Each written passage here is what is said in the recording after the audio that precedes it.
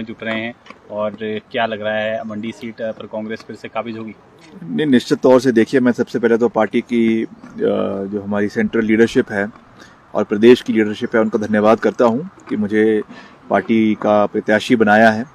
हालांकि मैंने party ticket के लिए अप्लाई नहीं किया था और मैं तो यहाँ पे शिमला ग्रामीण की जनता ने मुझे बड़े अच्छे मार्जिन के साथ दूसरी बारी जिताकर भेजा है और मैं यहाँ पे लोगों की सेवा कर रहा हूँ और साथ ही प्रदेश सरकार में भी जो जिम्मेवारी मिली है उसकी भी जो है मैं पूरे तरीके से लोक निर्माण विभाग के मंत्री के रूप में, शहरी विकास मंत्री के रूप में अपनी पूरी सेवाएं दे रहा हूँ। चाहे वो आपदा के समय में हमने रिकॉर्ड समय में सारे कामों को पूरा किया। अभी करीबन 3,000 करोड़ के सड़कों का निर्माण कार्य पूरे प्रदेश के अंदर चल रहा है, तो हमने पूरी मजबूती से काम करने का प्रयास किया। दिल्ली से पूरा सहयोग लेकर आए। अभी हाल ही में 150 करोड़ रुपए हम दिल्ली से लेकर आए और वो उससे भी जो है रेस्टोरेशन का काम चल रहा है।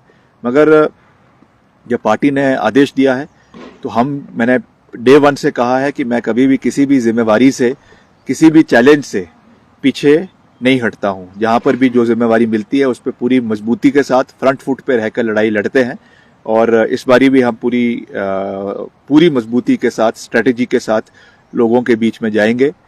मंडी संसदीय क्षेत्र का मैं वैसे भी बहुत धन्यवाद करता हूं क्योंकि यहाँ की प्रबुद्ध जनता ने कांग्रेस पार्टी का तो समर्थन किया ही है, मगर मेरे परिवार का भी बहुत समर्थन किया है। करीबन 6 बार यहाँ से जो है 3 बार मेरे स्वर्गीय पिताजी और 3 बार श्रीमती प्रतिभा सिंह जी को यहाँ से जिताया है। तो निश्चित तौर से लोगों का बहुत प्यार, मान सम्मान और आशीर्वाद रहा है। तो मैं तो यही कह सकता हूँ कि हम एक नई भूमिका में, जो मुझे एक जिम्मेवारी दी गई है, हम एक सकारात्मक सोच के साथ लोगों के बीच में जाएंगे। चाहे मंडी है, चाहे कुल्लू है, चाहे लाहौल स्पीति है, चाहे पांगी भरमौर है, हर क्षेत्र में जाकर लोगों का आशीर्वाद मांगा जाएगा, उनका समर्थन मांगा जाएगा और एक पॉजिटिव सोच के साथ लोगों के बीच में जाएंगे। क्योंकि मंडी संसदीय क्षेत्र एक ऐसा क्षेत्र बन चुका है जहां पे आज केवल प्रदेश की नहीं मगर पूरे देश की मीडिया की नज़र है। मगर मैं आपको ये विश्वास दिलाना चाहता हूं और खास करके मंडी संसदीय क्षेत्र के लोगों को ये विश्वास दिलाना चाहता हूं कि हम इस चुनाव को बिल्कुल भी ग्लैमराइज नहीं होने देंगे और यहाँ के जो असली मुद्दे हैं उनके ऊपर चर्चा होगी। कौन क्या कह रहा है, कौन क्या उसका जवाब दे रहा है, कौन किस भाषा का, शैली का प्रयोग कर रहा है और क्या उसका जवाब दिया जा रहा है, कौन क्या खा रहा है, क्या पी रहा है, इसका चिंतन अगर किसी को करना है तो वो राष्ट्रीय स्वयंसेवक संघ को करना है, क्योंकि वो अपने को हिंदू धर्म का रक्षक कहते हैं। और आज जिस तरीके का एक प्रचार प्रसार चला हुआ है खाने पीने के ऊपर, इसका चिंतन विश्व हिंदू परिषद को करना है और राष्ट्रीय स्वयंसेवक संघ के लोगों को करना है। मेरा तो वैसे भी उनके साथ मेरे परिवार का एक बड़ा पुराना रिश्ता रहा है, क्योंकि जब 2007 में वीरभद्र सिंह सरकार ने, कांग्रेस पार्टी की सरकार ने धर्मांतरण का कानून हिमाचल के अंदर वो लेकर आए थे, तो उस समय विश्व हिंदू परिषद ने और राष्ट्रीय स्वयंसेवक संघ ने वीरभद्र सिंह जी का धन्यवाद किया था कि आप पहला राज्य है हिमाचल के अंदर जहां पर धर्मांतरण का कानून देश के अंदर लाया गया है। तो इसलिए मैं तो उनसे यही निवेदन करूंगा, आरएसएस के हमारे साथियों से, विश्व हिंदू परिषद के हमारे साथियों से, बजरंग दल के हमारे साथियों से, कि वो ये चिंतन और मंथन करे कि प्रदेश में जो आज खान और पीन का एक चर्चा चली हुई है उस पर उनका क्या रवैया है, उनकी क्या सोच है, उनकी क्या प्रक्रिया है। मैं इसके ऊपर कुछ नहीं कहना चाहूंगा। जहां तक हमारी बात है, हम एक सकारात्मक सोच के साथ लोगों के बीच में जाएंगे। चाहे वो अटल टनल, आज उसका नाम बेशक अटल टनल रखा है, उसमें 12,000 करोड़ की शुरुआती बजट जो है वो रोहतांग टनल के नाम से यूपीए सरकार ने दिया। आपके कीरतपुर से लेकर नेर चौक तक जो 4 लेनिंग हुई है, इसकी शुरुआत भी यूपीए के समय में हुई। हालांकि उसको पूरा वर्तमान सरकार के समय में करवाया जा रहा है। वैसे ही जो मेडिकल कॉलेज नेर चौक के अंदर बना है वो भी कांग्रेस पार्टी की देन है। और वैसे भी जो आपका आईआईटी मंडी के अंदर बना है वो भी कांग्रेस पार्टी की देन है। तो इन सब चीजों को हम लोगों के बीच में रखेंगे। जो सेंट्रल जोन्स के ऑफिसेस, चाहे पीडब्ल्यूडी के, आईपीएच के, मंडी के अंदर खोले गए, ये भी कांग्रेस पार्टी की देन है। जो चीफ इंजीनियर ऑफिसेस मंडी के अंदर खोले गए, ये भी वीरभद्र सिंह जी की सरकार के समय में ये चीजें हुई।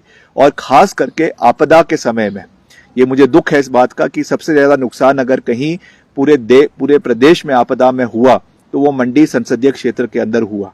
ये हमारे लिए कोई गर्व की बात नहीं है, मगर ये तो एक नेचुरल क्लैमिटी है, मगर उसमें हमने दिन रात, हमने करीबन 1 हफ्ता 10 दिन तक उस क्षेत्र का लगातार दौरा किया, चाहे मनाली है, कुल्लू है, पतली कुल है, बंजार है, सैंज है, नेरचौक है, बल है, आपका लंबा थाज का इलाका है, थुनाग का इलाका है, भावला का इलाका है, सरकाघाट का इलाका है। मैं खुद व्यक्तिगत रूप से वहां पर गया बतौर पीडब्ल्यूडी मिनिस्टर, और हमने दिन रात वहां पे रेस्टोरेशन का काम जो है वो सरकार के माध्यम से करवाया।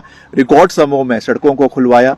आपने अभी देखा पीछे, करीबन हमने आज तक के इतिहास में सबसे ज्यादा मशीनरियां खरीदी, करीबन 200 नए जो है जेसीबीज, टिपर्स जो है खरीदे गए, ताकि इस तरीके की जब आपदा आती है उसमें पूरी तरीके से सरकार विभाग जो है वो मजबूत रहे, इसका हमने प्रयास किया। रिकॉर्ड समय में ब्रिजेस बनाए गए। पतली कुल जो मनाली के अंदर ब्रिज है जो क्षतिग्रस्त हो गया था, उसको रिकॉर्ड 48 घंटों के अंदर, 48 घंटों के अंदर उसको बहाल किया गया। लेफ्ट बैंक को बहाल किया गया, क्योंकि उस समय पूरा कनेक्शन जो है वो मनाली के साथ टूट गया था। उसमें हम पूरे साथ लोगों के साथ खड़े रहे, और मुख्यमंत्री जी ने जो 4,500 करोड़ रुपए का आर्थिक पैकेज लोगों को दिया, जिसमें करीबन जो है आपका 36 करोड़ रुपए केवल कुल्लू जिला के लोगों को दिए गए। वैसे ही मनाली आपके मंडी के लोगों को दिए गए, जो आपदा में पहले केवल मात्र आपका 1.5 लाख रुपए मिलता था, उसको बढ़ाकर 7 लाख रुपए किया। तो हम वहां के लोगों के साथ खड़े रहे, पूरी मजबूती के साथ खड़े रहे, और इसी सोच के साथ हम लोगों के बीच में जाएंगे।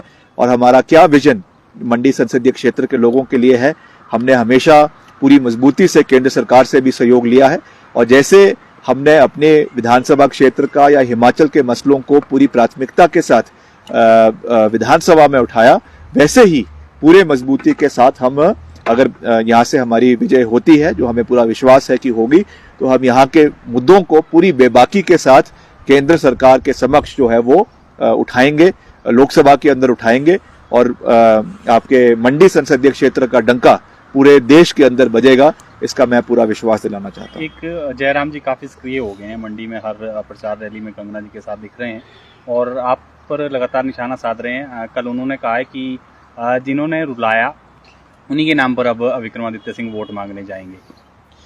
नहीं, देखिए ऐसा है, इनकी बातों से मैं विचलित होने वाला नहीं हूँ।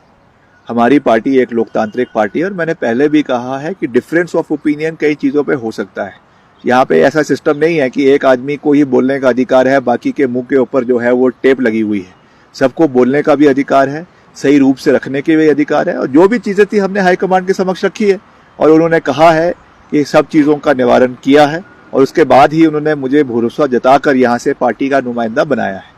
तो मैं ये कह सकता हूं कि हम पूरी मजबूती से लड़ेंगे, एकता के साथ लड़ेंगे, इकट्ठे मिलकर लड़ेंगे, और जयराम जी को ज्यादा चिंता करने की आवश्यकता नहीं है। मैं उनका बहुत मान सम्मान करता हूं, मगर मैं आपको ये पूरी मजबूती से कह सकता हूं कि हम मंडी संसदीय क्षेत्र को जीतेंगे और जीतेंगे। सर, जयराम जी ये भी कह रहे हैं कि इस्तीफा भी दिया आपने, और फिर प्रतिभा सिंह जी ने भी ये कहा कि मैं इलेक्शन नहीं लड़ पाऊंगी।